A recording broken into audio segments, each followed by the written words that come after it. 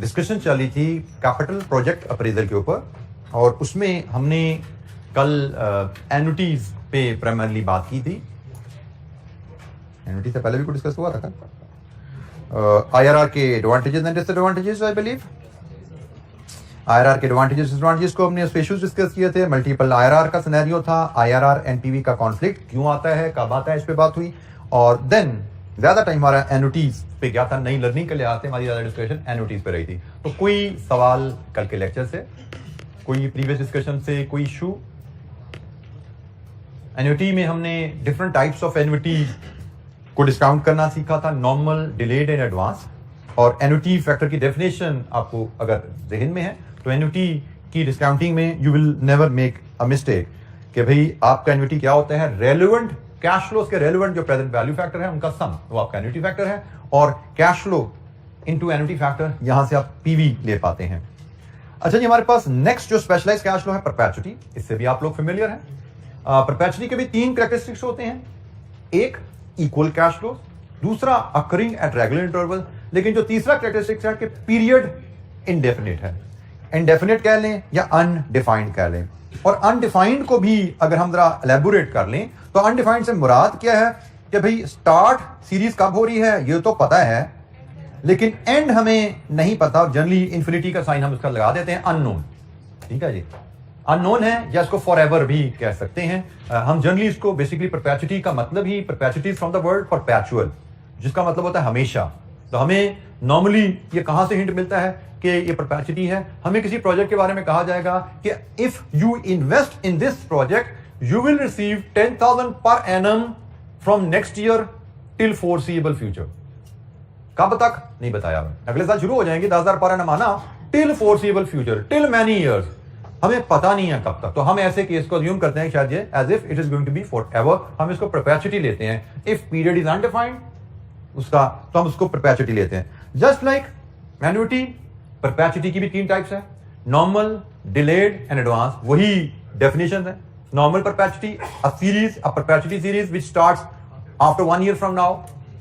Delayed perpetuity, a perpetuity series which will start beyond 1, 2, 3, 4, वहां से शुरू हो, उसको डिलेड कहते हैं।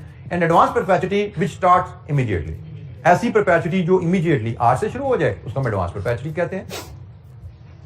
अच्छा, ये परपेचुटी की डिस्काउंटिंग ये भी काफी आसान ही रहती है हमारे लिए। इसको अगर मैं थोड़ा सा आपको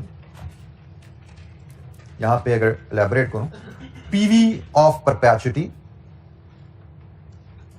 is annual cash flow multiplied with cumulative perpetuity. मैं जरा लंबा सा वर्ड लिख रहा हूं, सिर्फ आप बाद में इसको हम क्लोज कर लेंगे, शॉर्ट कर लेंगे। परपेचुटी डिस्काउंट फैक्टर, थोड़ा सा इसको मैंने ज्यादा एलैबोरेटिव वे में लिख दिया, लेकिन एक चीज क्लियर है कि जस्ट लाइक एन्युटी, परपेचुटी भी एक सीरीज है, और सीरीज की डिस्काउंटिंग के लिए हमें क्यूमुलेटिव फैक्टर चाहिए होता है। जैसे हमने सीरीज में से एक कैश फ्लो पिक किया था ना, एन्युटी में सीरीज में से एक कैश फ्लो निकाला था और क्यूमुलेटिव तमाम फैक्टर का सम से मल्टीप्लाई कर दिया था। यही काम यहां पे होने वाला है कि सीरीज में से एक कैश फ्लो निकालेंगे और क्यूमुलेटिव फैक्टर से मल्टीप्लाई करेंगे। अब परपेचुटी में क्यूमुलेटिव फैक्टर क्या होता है ये आपको पता होगा कि 1/r आपका क्यूमुलेटिव फैक्टर है नॉर्मल परपेचुटी का। You should recall it from your earlier discussion. Normal perpetuity मतलब 1 से परपेचुटी इंफिनिटी, 1 से परपेचुटी तक जो कैश फ्लोज होते हैं उनका क्यूमुलेटिव फैक्टर 1/r के फॉर्मूले से निकलता है। अगर आपको सिर्फ इस फैक्टर की समझ है, ये बात याद है, तो आप नॉर्मल, डिलेड, एडवांस हर परपेचुटी से डील कर लेंगे।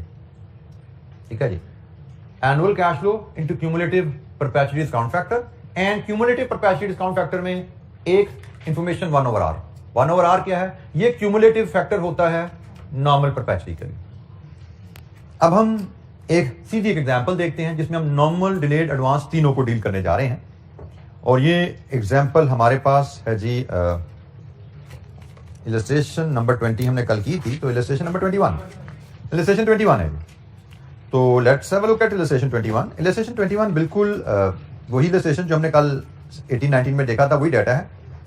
पीवी ऑफ 1000 पर एनम जो कि परपेचुटी है, PV of perpetuity of 1000 per annum starting 1 year from now, मतलब normal, starting in 4 years time, delayed starting immediately, advance. तो बेसिकली इन 4 परपेचुइटीज को अगर मैं एक स्ट्रक्चर में अगर डालूं तो मुझे केस नंबर 1 ABC लिखा हो, तो हम इसको भी ABC करते हैं। A, B एंड C, इसके हमारे एनुअल कैश फ्लोज हमें बताए गए हैं और पीरियड हमें बताया गया है। एनुअल कैश फ्लो सब में 1000 है और पीरियड बताया गया है पहले केस में स्टार्टिंग इन 1 year, तो हम इसको लिखेंगे 1 टिल परपेचुइटी। ये ईयर्स, पीरियड हम ईयर्स में मेजर कर रहे हैं। दूसरा है जी स्टार्टिंग इन 4 year, पहला कैश फ्लो 4 साल बाद, उसके बाद हर साल फॉरएवर। और तीसरा कैश फ्लो है इमीडिएटली। इमीडिएटली को हम 0 से मेंशन कर देते हैं, टुडे को हम 0 से ले लेते हैं, 0 से परपेचुइटी। तो जनाब ये हमारे तीनों केस हमारे सामने आ गए हैं। अब हम इस परपेचुइटी 1000 पर एनम, ये उसका पीरियड है, इसकी प्रेजेंट वैल्यू लेना चाहते हैं। तो उसके लिए मैं क्यूमुलेटिव परपेचुइटी डिस्काउंट फैक्टर बनाना चाहता हूं। क्यूमुलेटिव परपेचुइटी डिस्काउंट फैक्टर मैं बनाना चाहता हूं और इसमें होगा क्या कि मैं एनुअल कैश फ्लो, अगर ये वैल्यू A है, cumulative discount factor value B है, तो मेरी जो प्रेजेंट वैल्यू आएगी that will be A into B। Agreed? A into B। अब हम 1 by 1 क्यूमुलेटिव डिस्काउंट फैक्टर बनाते हैं। R हमें इस क्वेश्चन में गिवन है एज 10%। 10% is our R। तो स्टार्टिंग में this is a normal perpetuity. Normal perpetuity का cumulative discount factor is 1/R। So 1/R। और एक चीज याद रखिएगा, फार्मूला में जब हम परसेंटेजेस को ले जाते हैं तो एज फ्रैक्शंस लेके जाते हैं। फार्मूला में जब हम परसेंटेजेस को लेके जाते हैं तो एज फ्रैक्शन लेके जाते हैं। तो ये 1/R, जिसकी वैल्यू भी लिख देते हैं 10, ये हमारा क्यूमुलेटिव डिस्काउंट फैक्टर आ गया। तो A into B, PV is 10,000।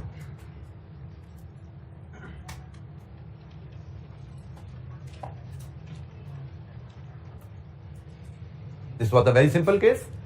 हमारी नॉर्मल परपेचुइटी है, तो नॉर्मल परपेचुइटी का क्यूमुलेटिव डिस्काउंट फैक्टर 1/R से आ जाता है। ये हमारी डिलेड परपेचुइटी है।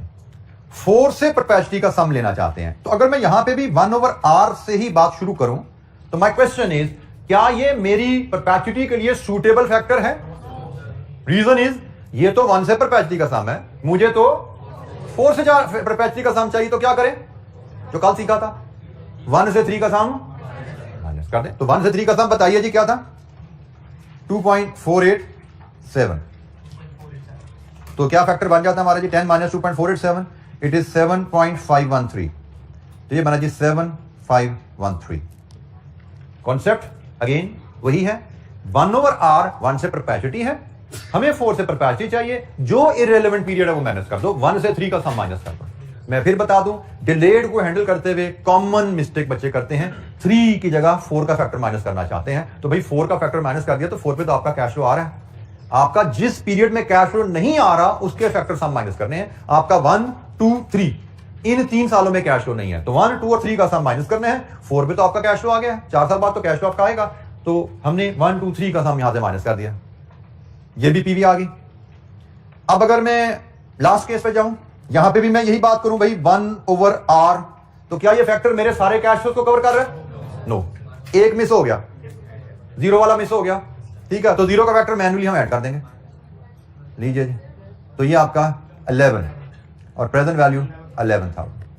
तो एडजस्टमेंट का कॉन्सेप्ट यहां पे वही है जो हमने एन्युटी में सीखा था। क्यूमुलेटिव फैक्टर में एडजस्टमेंट डिले की क्या करनी है, क्यूमुलेटिव फैक्टर में एडजस्टमेंट एडवांस की क्या करनी है। सिर्फ एन्युटी में हम ये फैक्टर भी टेबल से उठाते थे। यहां पे 1/R स्टार्टिंग पॉइंट, यहां पे 1/R में एडजस्टमेंट कर रहे हैं, वो डिले की है, वो एडवांस की है। जबकि एन्युटी में हर एन्युटी का आपका फैक्टर टेबल से आता था, उसमें एडजस्टमेंट की जाती थी। तो एडजस्टमेंट कॉमन है, जो वहां पे एडजस्टमेंट जैसे करते थे उसी कॉन्सेप्ट के तहत हम यहां पे डिले और एडवांस की एडजस्टमेंट करते हैं। लेकिन जिस फैक्टर में एडजस्टमेंट करनी है उसकी वर्किंग थोड़ी डिफरेंट है। एन्युटी की डिस्काउंटिंग में वो फैक्टर हम फार्मूला से या एन्युटी टेबल से लाते हैं। यहां पे 1/R का सिंपल फार्मूला है, हर परपेचुइटी का स्टार्टिंग पॉइंट 1/R है। उसको फिर एडजस्ट कर लेते हैं डिले या एडवांस के हिसाब से। जी एनी क्वेश्चन? परपेचुटी क्या है, परपेचुटी की टाइप्स और उसकी पीवी, कोई सवाल? अच्छा जी, थोड़ी सी एक्टिविटी परपेचुटी में भी जरा हम करते हैं। इलस्ट्रेशन 22 जिस तरह कल हमने एक्टिविटी की थी, बिल्कुल सिमिलर पैटर्न पे ये एक्टिविटीज है जी, बट ये अब आप खुद करेंगे। कल तो मैंने काफी हेल्प करा दी थी, तो अब आप काफी तजर्बाकार हो चुके हैं एक दिन में। तो ये कीजिए जनाब कैलकुलेशन, मुझसे आंसर शेयर कीजिए। एंड आई वुड एक्सपेक्ट के हर बच्चा तसल्ली से पिछले एग्जाम्पल को देखते हुए सही आंसर शेयर करे।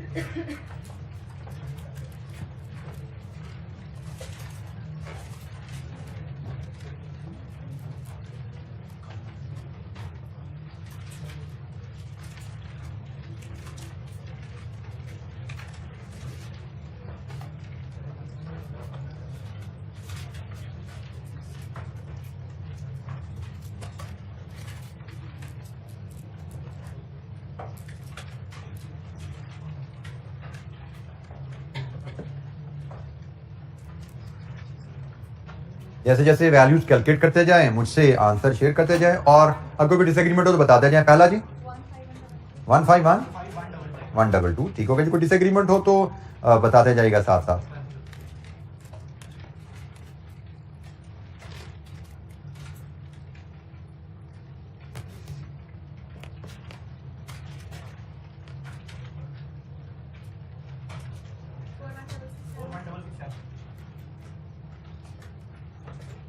किसी बच्चे का कोई डिसएग्रीमेंट आए तो बताए फौरन।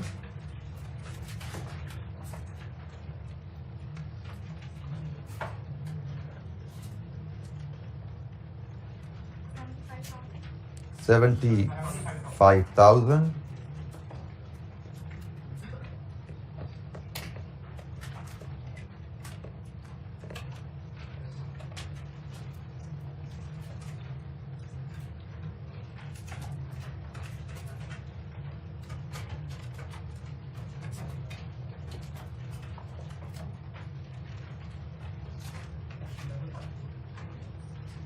जी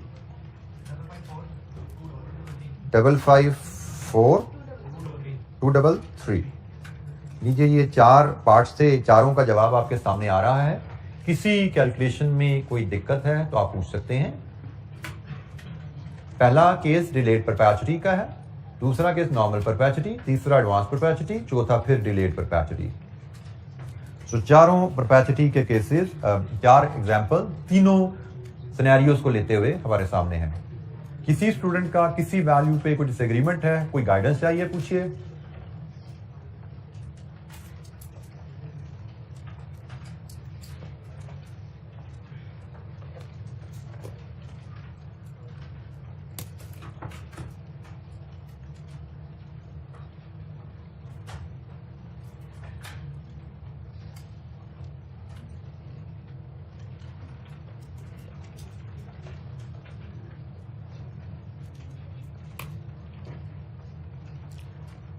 अच्छा जी, अब हम एन्युटी परपेचुटी के कॉन्सेप्ट से फेमिलियर हो चुके हैं।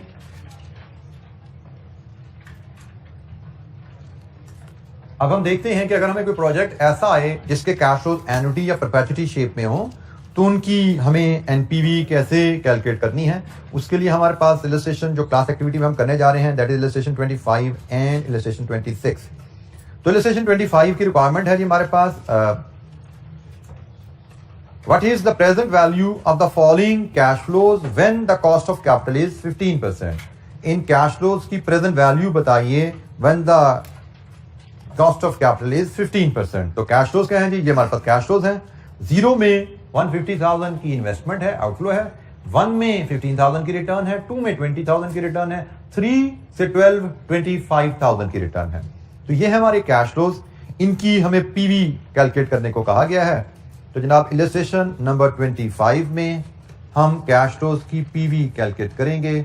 हमें year wise cash flows rupees में गिवन है जी। 0 में 150,000 की इन्वेस्टमेंट है, 1, 2 and 3 to 12। 1 में 15,000 इनफ्लो है, 2 में 20,000 का इनफ्लो है, 3 में 25,000, 3 to 12 25,000 है, और डिस्काउंट फैक्टर हमारा है जी 15%। लीजिए जी, डिस्काउंट फैक्टर हम लाएंगे और फिर प्रेजेंट वैल्यू कैलकुलेट करेंगे और present value of cash flows हम एक स्टेप आगे जाते हैं, हम इसकी नेट प्रेजेंट वैल्यू भी कैलकुलेट कर लेंगे जो कि सिंपली इस कॉलम का सम है। तो 1 बाय 1, 0 का डिस्काउंट फैक्टर, 0 के कैश फ्लो का डिस्काउंट फैक्टर 1। अब जरा समझिएगा, 1 पे सिंगल कैश फ्लो है। सिंगल कैश फ्लो के लिए हम प्रेजेंट वैल्यू टेबल पे जाते हैं जो कि हमारा सेकंड लास्ट पेज पे आ रहा है। तो सिंगल कैश फ्लो के लिए 15% 1 ईयर 0.87, 2 पे भी सिंगल कैश फ्लो है 15% 2 ईयर 0.756। अब 3 to 12 में सीरीज आ गई तो टेबल बदल गया। अब हम क्यूमुलेटिव टेबल पे चले जाएंगे और क्यूमुलेटिव टेबल पे हम जाते हैं तो वहां हमने क्या सीखा है कि भाई हमें 3 से 12 का सम चाहिए। तो अगर हम 15% 12 ईयर्स पे जाते हैं, अगर हम 15% 12 ईयर्स पे जाते हैं तो इट इज 5.421। ये 1 से 12 का सम है। तो हमने क्या माइनस कर रहा है इस पे से 1 and 2 माइनस कर दीजिए विच इज 1.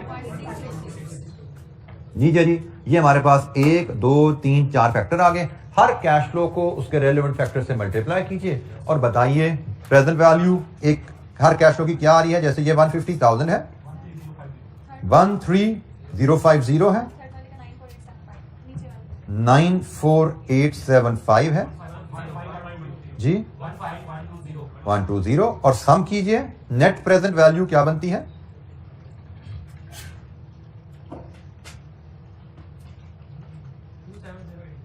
पॉजिटिव या नेगेटिव? Negative 26955 negative.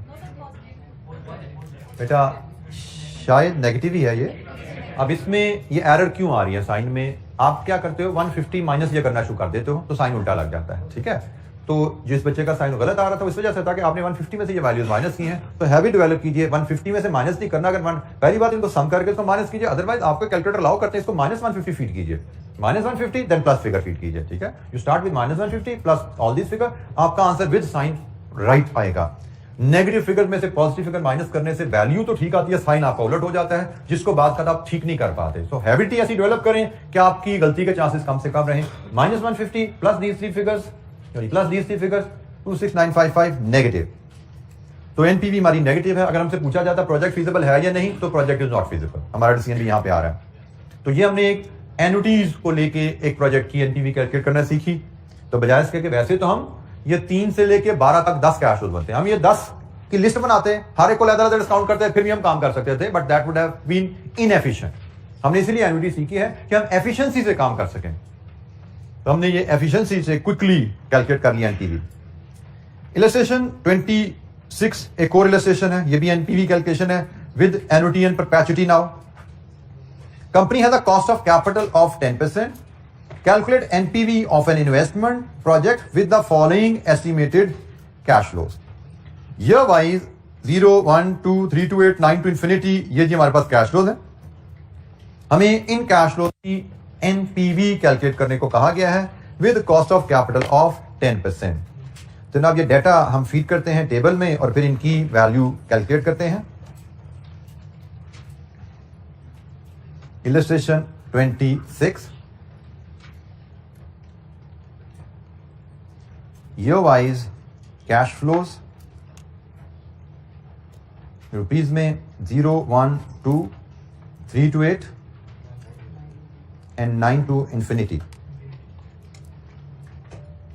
और कैश फ्लोज हैं नेगेटिव 220,000, 40,000, 50,000, 45,000 and 7,500। हमें डिस्काउंट फैक्टर चाहिए 10% का, हमें प्रेजेंट वैल्यू चाहिए और फिर यहां पे हम इसका सम लेके नेट प्रेजेंट वैल्यू ले लेंगे।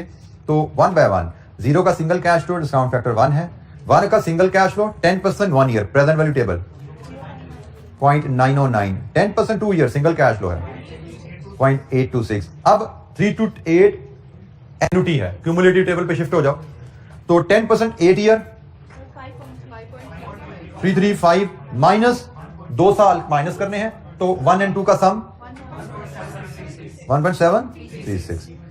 और इसके आगे चलें 9 से परपेचुइटी, या परपेचुइटी आ गई है। परपेचुइटी का फैक्टर स्टार्टिंग पॉइंट होता है 1/r और ये है 1 से परपेचुअली का सम, और हमारे लिए इररिलेवेंट पोर्शन कौन सा है? 1 से 8, और 1 से 8 का सम ये आ रहा है, ऑलरेडी हमने लिया हुआ था ऊपर 1 से 8 का सम 5.335। लीजिए जी, ये हमारे फैक्टर्स पूरे हो गए हैं। 1 बाय 1 प्रेजेंट वैल्यू की यहां फीड कीजिए, मुझसे 5 प्रेजेंट वैल्यूज का सम करके एनपीवी की फिगर शेयर कीजिए, और फिर हम उसको मैच करेंगे कि आंसर क्या हमारा ठीक आ गया। 5 कैश फ्लोज को 5 फैक्टर से मल्टीप्लाई करना है, एनपीवी मिलेगी, और एनपीवी की फिगर मुझसे शेयर कीजिए।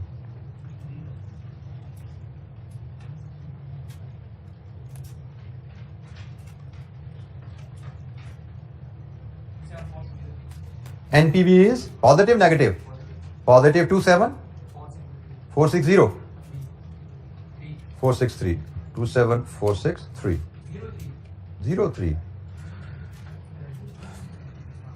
जी जनाब, वेरीफाई कीजिए ये आंसर। तो मुझे भी शक पड़ा था इसलिए मैं 3 लगाते हुए 54603 पॉजिटिव। शायद आपके साथी ने present value of investment minus नहीं की थी, बेनिफिट्स का पीवी सब बता दिया था, present value of investment minus करके 54603 ये नेट प्रेजेंट वैल्यू है, present value of benefits. And PV का मतलब क्या है? पीवी ऑफ बेनिफिट्स, ये पीवी ऑफ बेनिफिट्स है हमारे, और यहां पे ये पीवी ऑफ इन्वेस्टमेंट है, और एनपीवी क्या होती है? PV of benefit minus PV of investment. जी जनाब, एनी क्वेश्चन, कोई सवाल? हमने एनपीवी आईआरआर दोनों चीजें सीखी हुई हैं, और आज हम एनपीवी की कैलकुलेशन को थोड़ा रिवाइज कर रहे थे with the use of annuity and perpetuity. अच्छा, लेट्स अज्यूम इस सवाल में छोटी सी एक्टिविटी मजीद करते हैं। इस सवाल की रिक्वायरमेंट थी कैलकुलेट एनपीवी, हमने कैलकुलेट एनपीवी कर दी, पॉजिटिव आई, प्रोजेक्ट फिजिबल हो गया। अगर हम इस एनपीवी को देख के प्रोजेक्ट की रेट ऑफ रिटर्न के बारे में कमेंट करना चाहें, प्रोजेक्ट का रेट ऑफ रिटर्न के बारे में कमेंट करना चाहें, तो what comment you can make by looking at this NPV? Rate of return is greater than 10%, बिल्कुल ठीक हो गया। प्रोजेक्ट का rate of return is greater than 10%, project is feasible, हमने यहां पे देख लिया। इन्वेस्टर 10% एनपीवी रिटर्न मांगता है, 10% पे एनपीवी पॉजिटिव है, इसका मतलब project rate of return is greater than 10%, project is feasible. अब इसी सवाल में एग्जामिनर आपसे यह भी मांग सकता था कि प्रोजेक्ट का रेट ऑफ रिटर्न भी बताएं, आईआरआर भी बताएं। तो ऐसा क्वेश्चन अगर आपको आए जिसमें आपसे एनपीवी भी कैलकुलेट करवाई जाए और आईआरआर भी मांगा जाए, तो एक एनपीवी कैलकुलेशन करते हुए एक रेट पे ऑलरेडी पीवी आपके पास आ चुकी है, तो फिर अब आपको आईआरआर के लिए 2 रेट नहीं चाहिए, कोई वो रेट पकड़ेंगे। बट हमें यहां से पता लग रहा है ना कि हमारा रेट ऑफ रिटर्न 10 से ज्यादा है, तो 10 से ऊपर कोई भी रेट पकड़ लो। 20%, मुझे जरा 20% का रेट लीजिए, उसकी एनपीवी बताइए और फिर आईआरआर निकाल के दीजिए। अगर हमसे दोबारा एक बार सुन लीजिए, अगर हमसे सिर्फ आईआरआर कहा जाएगा तो हम एक रेट कॉस्ट ऑफ कैपिटल से नीचे, एक रेट कॉस्ट ऑफ कैपिटल से ऊपर लेकर चल पड़ते हैं। लेकिन हमसे अगर एनपीवी करवा ली जाए तो एनपीवी के लिए तो हमने ऑलरेडी कॉस्ट ऑफ कैपिटल पर डिस्काउंट कर दिया है, तो फिर हमें दोबारा 2 रेट ही लेने, हम कोई सा एक और रेट लेके इंटरपोलेशन परफॉर्म कर देते हैं, फुल मार्क्स मिलेंगे। तो अब जनाब आपको एक एडिशनल एक्टिविटी दी गई है कि यहां पे एनपीवी आपने 10% पे तो निकाल ली है, अब एनपीवी एट 20% सेम प्रोजेक्ट की दोबारा कैलकुलेट कीजिए, वो वैल्यू मुझसे शेयर करें, और उसके बाद आईआरआर डिटरमिन करके वो भी मुझसे शेयर करें। तो आपको इन्हीं कैश फ्लोज को 20% के फैक्टर बना के डिस्काउंट करके 20% में एनपीवी लानी है, और फिर आईआरआर बतानी है मुझे। हाँ, एक हम इसी को ले लेंगे, कर दो ली डिस्काउंटिंग, तो बस ठीक है, इसी को यूज कर लेंगे आप।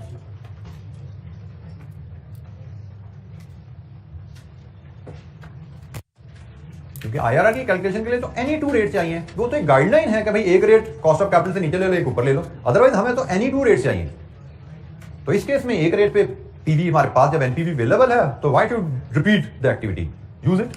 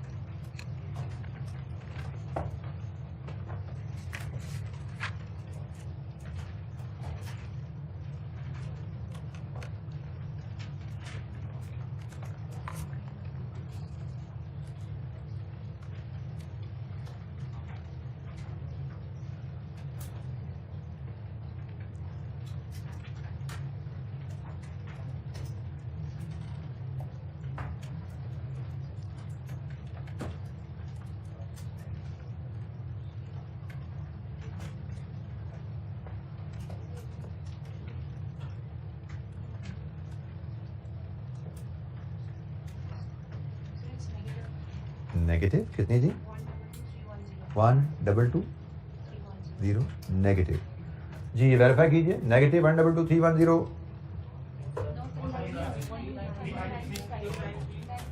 पहली बात negative positive negative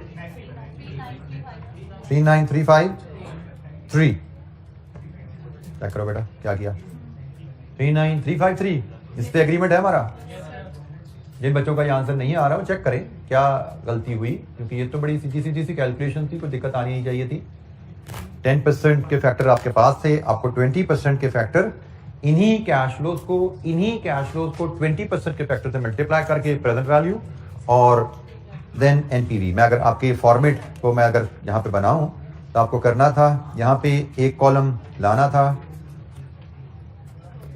discount factor eight 20% का और उसके बाद प्रेजेंट वैल्यू और यहाँ पे आपकी एनपीवी बेसिकली 20% की आनी थी तो ये फॉर्मेट है जो आपको पॉपुलेट करना था यही कैश फ्लोज 20% के फैक्टर से मल्टीप्लाई खाने थे पीवी आ जानी थी आपकी और ये पीवी जैसे मुझे बताई गया 39353 नेगेटिव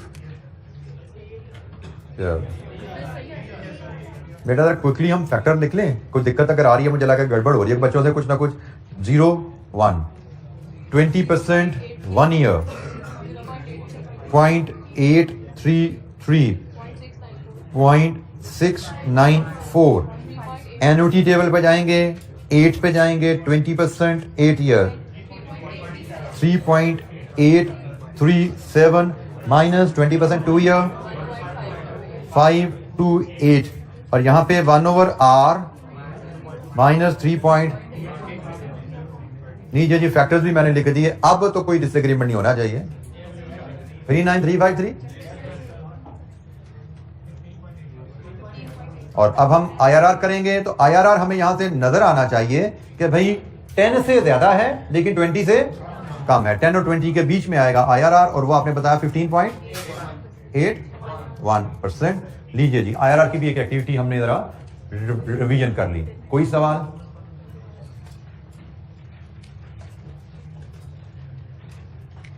और हम ये बात कर चुके हैं कि एक प्रोजेक्ट अगर एनपीवी के तहत फीजेबल है तो IRR के तहत भी वो फीजेबल ही आएगा कभी फिजिबिलिटी में इनमें कॉन्फ्लिक्ट नहीं आता दोनों मेथड्स फिजिबिलिटी के बारे में यकजुबान होते हैं हाँ इशू आ सकता है हमेशा नहीं आएगा इशू आ सकता है when you are dealing with mutually exclusive projects and you are comparing the project कि भाई कौन सा प्रोजेक्ट बेहतर है तो बेहतर के ऊपर एनपीवी और IRR में कॉन्फ्लिक्ट आ सकता है हम ये नहीं कहते कि कंपैरिजन में हमेशा कॉन्फ्लिक्ट आएगा वहां पे भी कॉन्फ्लिक्ट आ सकता है कभी आएगा कभी वहां पे भी नहीं आएगा ठीक है कब आएगा कब नहीं आएगा इसकी डिस्कशन हमारे स्कोप में फिलहाल नहीं है सीफैप में जाएंगे तो वहां पे हम बात कर लेंगे वहां पे हम इसको भी बात करेंगे कि कब कॉन्फ्लिक्ट आता है क्यों आता है और कब नहीं आता क्या वजह है कॉन्फ्लिक्ट ना आने की उस पर बात करेंगे लेकिन फिलहाल हमारे स्कोप में वो बात नहीं है जी एनी क्वेश्चन कोई सवाल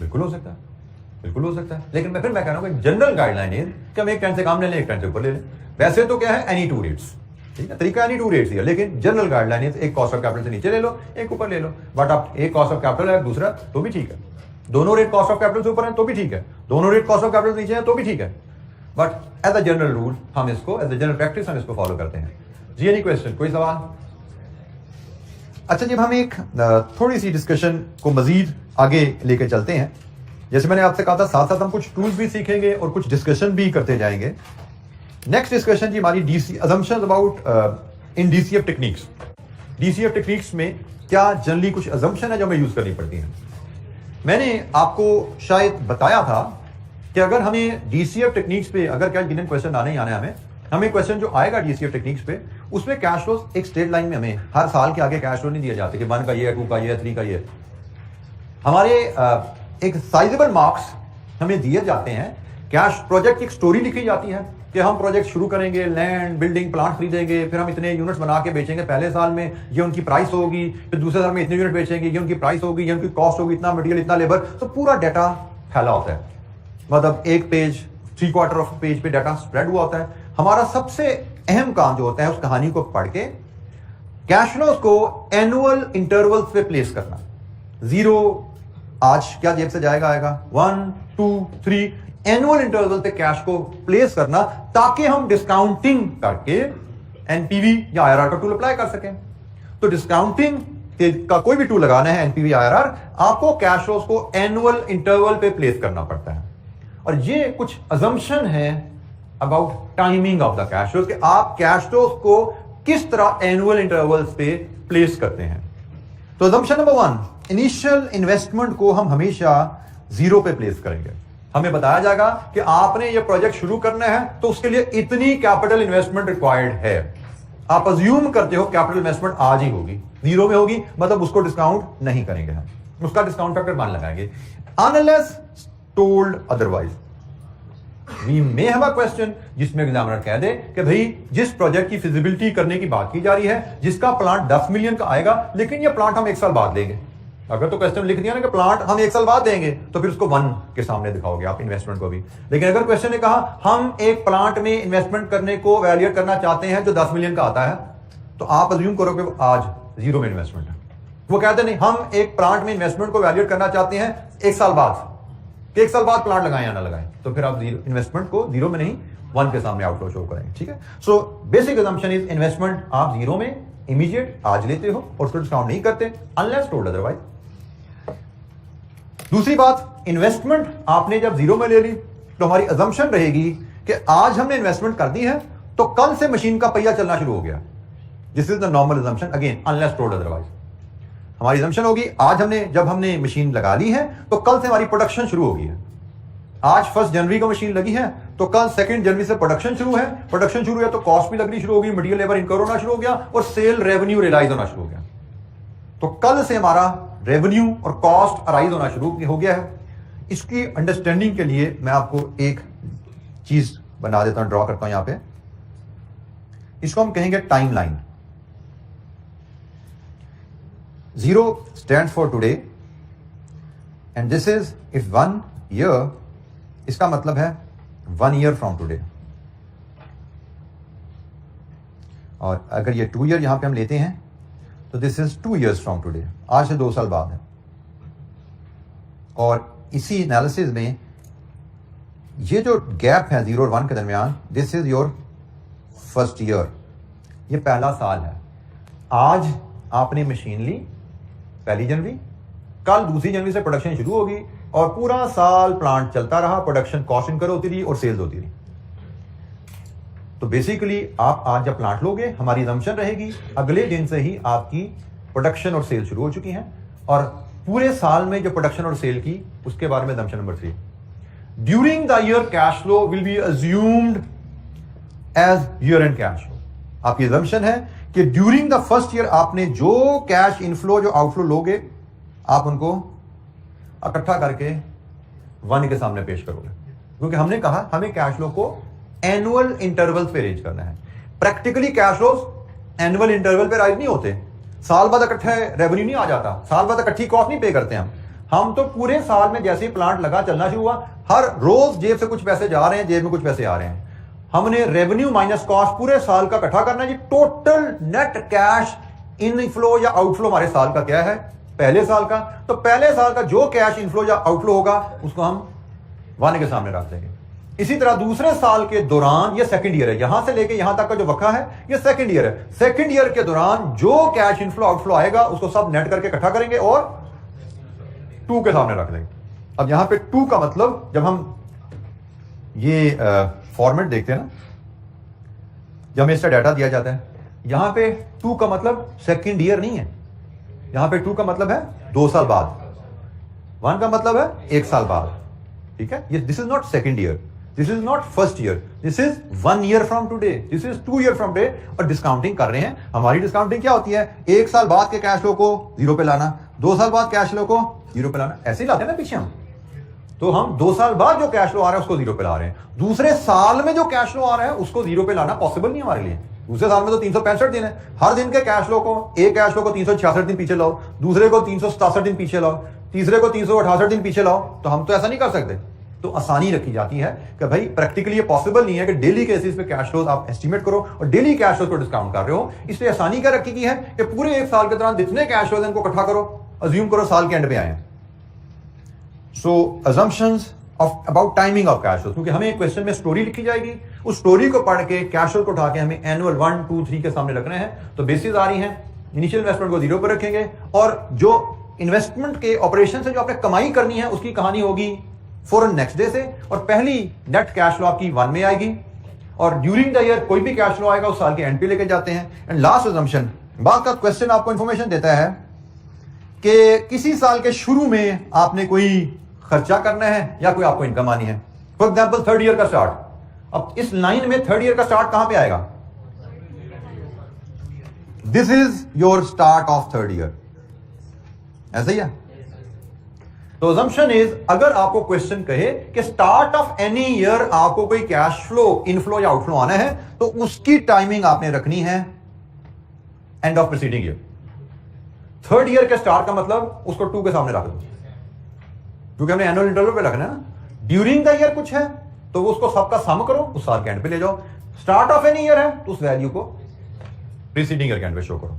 तो ये कुछ अजम्पशंस हैं जो कि हम क्वेश्चन पढ़ते हुए जो डाटा वहां पे देखते हैं, उस डाटा को स्टेटमेंट्स के मुताबिक एनुअल इंटरवल पे 0, 1, 2, 3, 4 पे रखते हैं, ताकि हम फिर डिस्काउंटिंग करके एनपीवी आईआरआर बाहर कर सकें। जी जनाब, कोई सवाल? जी बेटा।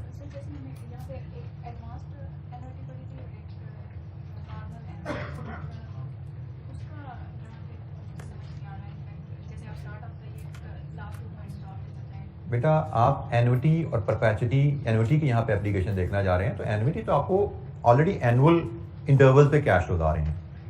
उसमें तो एन्युटी की डेफिनेशन ही ये थी कि cash flows which arrive at annual intervals. तो हम तो यहाँ पे बात कर रहे हैं उन कैश फ्लोज की जो एनुअल इंटरवल पे नहीं आए, लेकिन हमने उनको एनुअल इंटरवल पे प्लेस करना है। ठीक है, एन्युटी तो एनुअल इंटरवल पे ही अराइज होती है, उसमें तो हमें ये मसला ही नहीं आता टाइमिंग का। उसमें तो हमें टाइमिंग गिवन होगी, जी हर साल पे आपको एक्स अमाउंट आएगी, तो हर साल पे आ रही है, हर साल के सामने डाल दो। हम तो यहां डिस्कस कर रहे हैं उन कैश फ्लोज को जो इतने सिंपल नहीं होते, जो ड्यूरिंग द ईयर कहीं आ रहे हैं, कहीं एंड ऑफ द ईयर कह रहे हैं, कहीं स्टार्ट ऑफ द ईयर कह रहे हैं, तो उनको हमने कैसे अरेंज करना है, हम तो उनकी बात कर रहे हैं। जी एनी अदर क्वेश्चन, कोई और सवाल?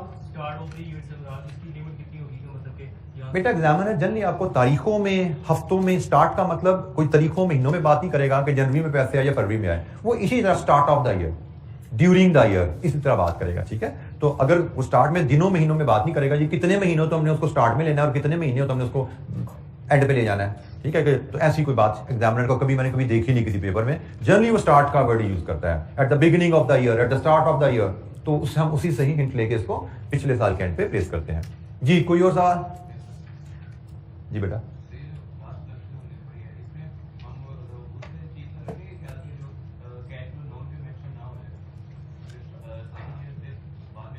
बेटा इसमें आपने सवाल पूछा कि नॉन कन्वेंशनल, कन्वेंशनल, तो नहीं, ऐसी कोई बात नहीं है। हमने तो पहला काम, हमारे जो कैश फ्लोज होते हैं नजराज को अगर आप देखिए, तो हम ईयर वाइज प्रोजेक्ट को से 0, 1, 2, 3, 4 हम डिफरेंट हेड्स के कैश फ्लो देख लेते हैं। फॉर एग्जांपल हमारी इन्वेस्टमेंट हो रही है, हमने उसको डालना है इससे 0 में, फिर हमने देखना है हमारी सेल्स हो रही हैं, उसको हमने देखना है 1 में कितनी है, 2 में कितनी है, 3 में कितनी है, 4 में कितनी है। फिर हमारी नेक्स्ट आइटम से मटेरियल कॉस्ट है, फिर हमारी लेबर कॉस्ट है।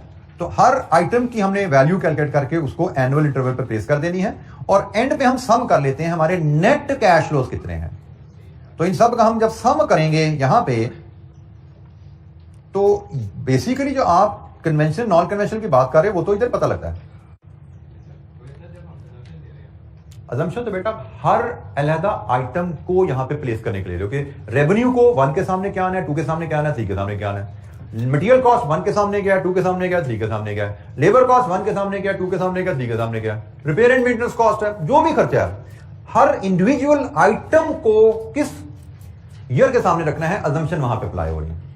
ठीक है, जब ये सारे कैश फ्लोज एनुअल इंटरवल पे प्लेस हो गए हैं, फिर इन सबको एक्यूमुलेट कर लिया जाता है, इन सबको इकट्ठा कर लिया जाता है कि टोटल प्रोजेक्ट के कैश फ्लोज क्या बनते हैं, और फिर इन पे आप एनपीवी या आईआरआर अप्लाई करते हो।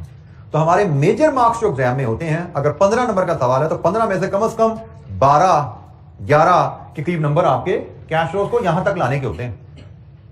फिर इससे आगे एनपीवी लगाओ, 2 नंबर फिजिबल है या नहीं है, 1 नंबर, 3 नंबर, मैक्सिमम 3 नंबर होंगे। इसके आगे आईआरआर कैलकुलेट करो, मैक्सिमम 4 नंबर होंगे। मेजर मार्क्स आपके होते हैं कहानी पढ़ के इन डिफरेंट हेड्स के कैश फ्लोज को मेजर करना, इन कैश फ्लोज को एनुअल इंटरवल पे प्लेस करके टोटल प्रोजेक्ट कैश फ्लोज बनाना। तो अब से ऑनवर्ड हमारी मेजर डिस्कशन इसी बात पे होने वाली है। जैसे आज हमने बात शुरू कर दी, टाइमिंग पे बात की, आगे अब हम डिफरेंट एडजस्टमेंट देखेंगे, सिनेरियोज में क्या क्या इश्यूज होते हैं जिनको हमें कैश फ्लोज की वैल्यूज कैलकुलेट करने में कंसीडर करना है। यहां पे हमने कैश फ्लो की टाइमिंग की बात कर ली, आगे कैश फ्लो की वैल्यूज कैसे कैलकुलेट करनी है, उनमें क्या क्या इश्यूज हैं जो हमें कंसीडर करने चाहिए। तो अगले 3-4 लेक्चर हमारी इस पे बात होगी। May be with in next 3 to 4 lectures हमारा ये टॉपिक कंक्लूड होगा और हम फिर पास पेपर प्रैक्टिस पे मूव करेंगे। ठीक है, सो नेक्स्ट 3 to 4 लेक्चर में टॉपिक हमारा कंक्लूड होके हम पास पेपर प्रैक्टिस पे मूव कर रहे होंगे। आज के इतना ही जी, थैंक यू वेरी मच, अस्सलाम वालेकुम।